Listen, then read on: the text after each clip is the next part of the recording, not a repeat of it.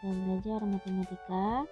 Untuk pembahasan kali ini kita akan belajar mengenai menentukan akar persamaan kuadrat. Oke, nah untuk menentukan akar persamaan kuadrat itu bisa dengan menggunakan dua cara. Yang pertama yaitu dengan menggunakan metode pemfaktoran, yang kedua dengan menggunakan rumus ABC. Kita masuk yang pertama yaitu dengan menggunakan metode pemfaktoran. Untuk metode pemfaktoran, Ibu akan bagi di sini menjadi dua agar kamu menjadi paham. Yang pertama itu jika A-nya sama dengan 1. Yang kedua jika A-nya lebih dari atau tidak sama dengan 1. Nah, untuk yang pertama kita akan bahas jika A sama dengan 1.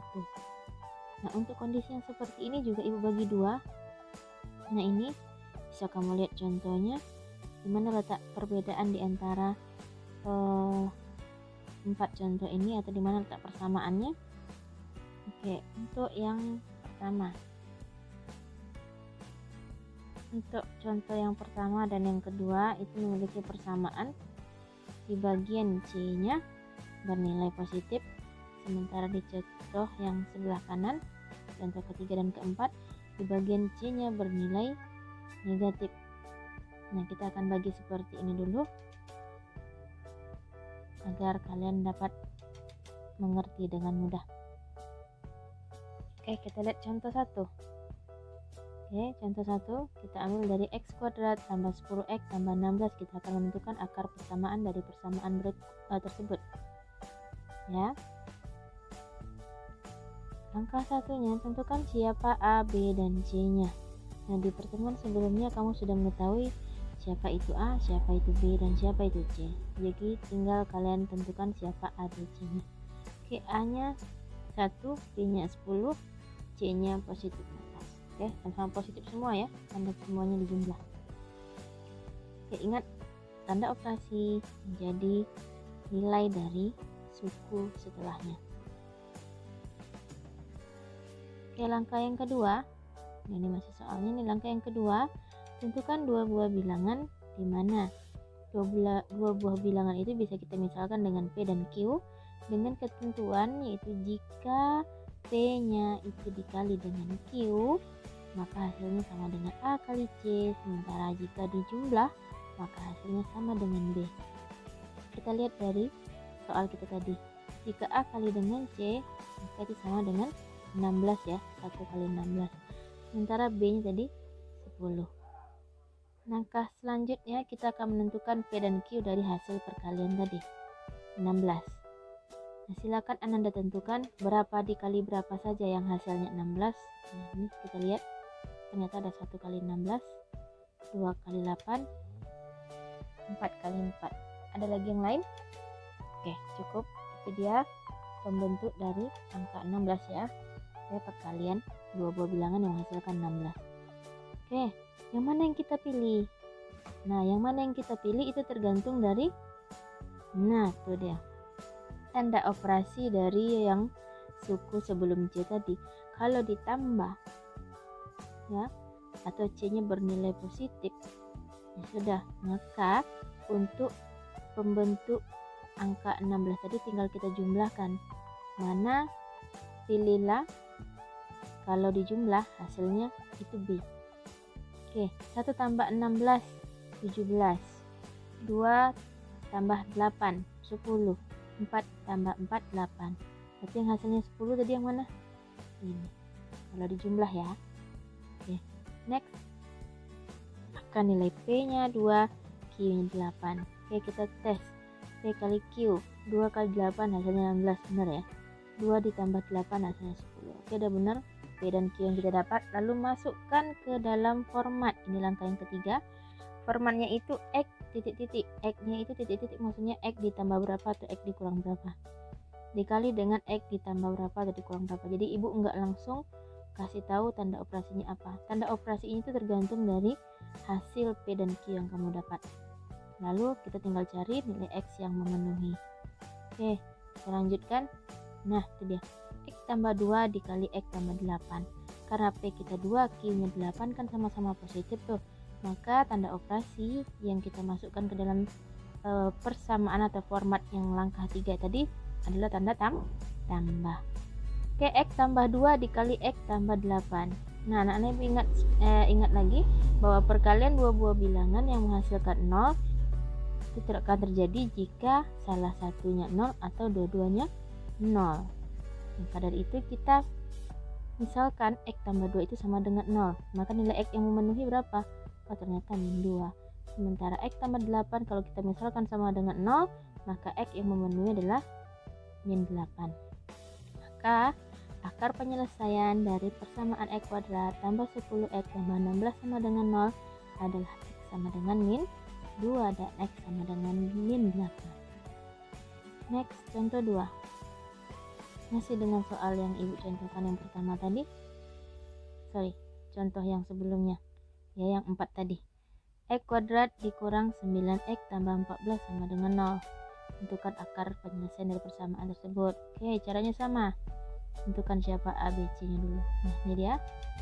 A nya 1, B nya min 9, C nya 14. Langkah kedua menentukan P dan Q. A kali C itu 1 kali 14. B nya min 9. Kemudian kamu cari angka pembentuk 14 tadi. Berapa kali berapa aja. Oh, ternyata 1 kali 14, 2 kali 7. Ada lagi yang lain? Tidak ada. Oke. Selanjutnya kita akan menentukan, kita akan memilih siapa P dan Q-nya di antara dua buah pembentuk angka 14 tadi. Dari mana kita lihat? Yang pertama dari sini dulu. Ya, tanda operasi untuk yang C. Oh, tanda tambah. Oh, berarti ini tinggal kita tambah juga. 1 tambah 14, 15. 2 tambah 7, 9. Nah, yang mana kita pilih? Yang kita pilih adalah angkanya yang sesuai dengan B. Oh, B kita min 9, Bu. Nah, minnya itu atau negatifnya itu kita abaikan dulu. Kita masukkan angkanya dulu. Ya, kita fokus sama angkanya. Angka 9. Yang hasilnya kalau dijumlah hasilnya 9 tadi ini mana? Ini dia. 2 dengan 7. Ya. Nah, karena hasil jumlahnya, nah ini baru.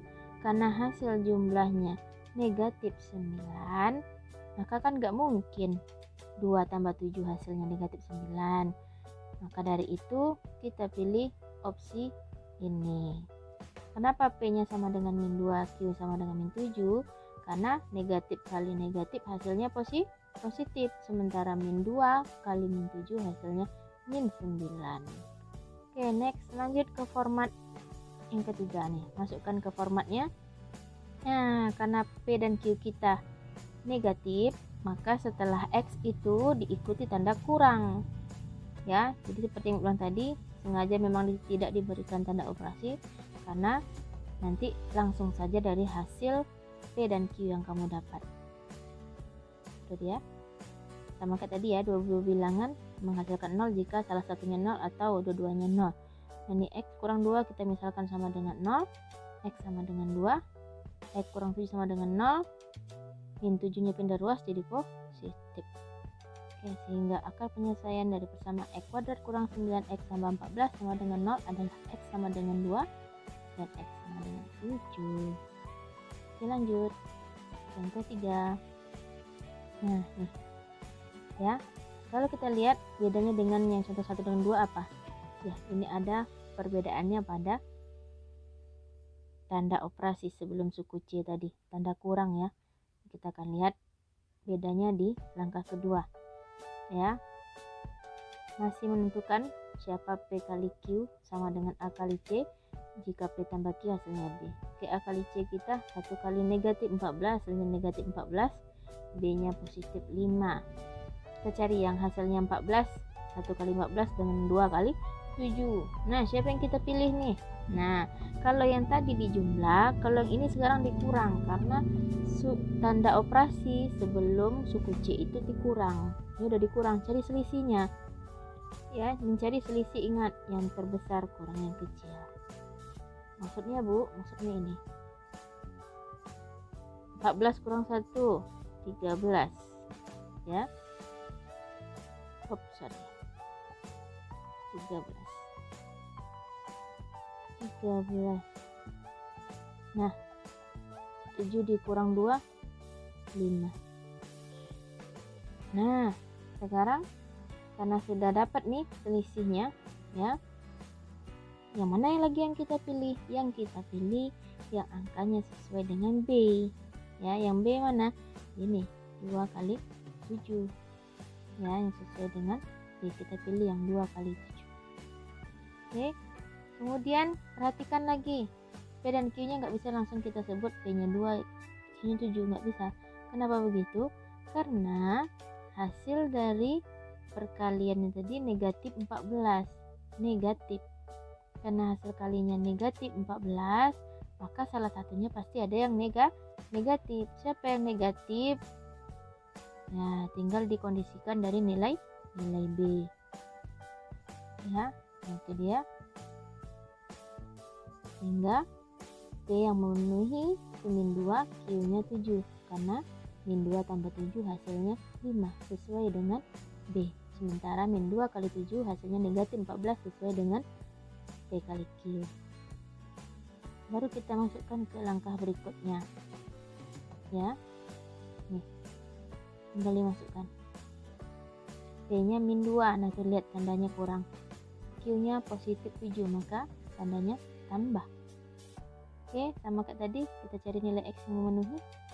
X kurang 2 sama dengan 0, X sama dengan 2, X tambah 7 sama dengan 0, X sama dengan min 7. Maka akar-akar penyelesaiannya adalah X sama dengan 2 dan X sama dengan min 7. Oke, silakan di pause untuk mencatat. Ya, jika Anda ingin mencatat, silakan di pause dulu. Oke, kita lanjut untuk contoh 4. Nah, untuk contoh 4 masih sama seperti yang tadi.